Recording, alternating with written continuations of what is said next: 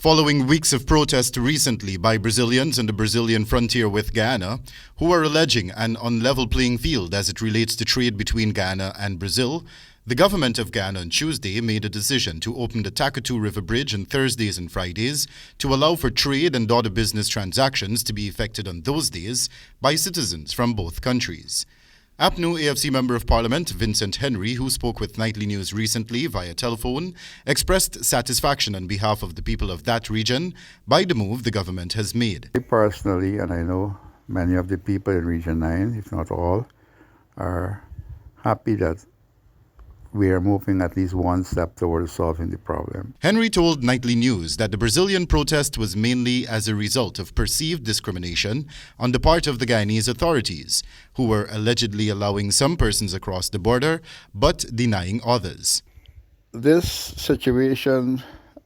became out of hand because certain persons were being allowed to move from Latam and Region 9 via the bridge into Brazil, into Bangfem, and into even up to Bovista, and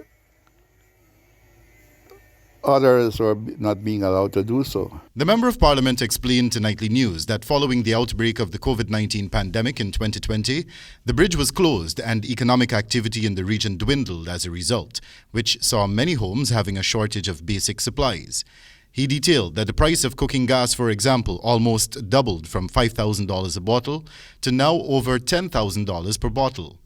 This, he explained, saw many households reverting to fireside stoves as a means of preparing their meals.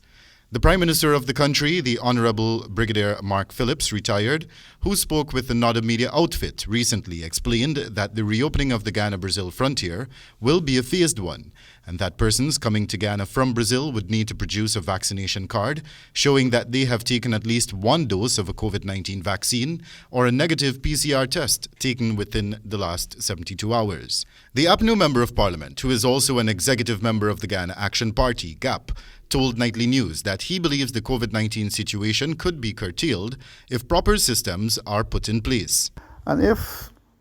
we put systems in place, I'm sure we will be able to control COVID. Henry further explained that if the bridge were to remain closed, Guyanese and Brazilians alike would take advantage of the wide and porous border the two countries share, and that too could see the COVID-19 situation spiraling even further out of control.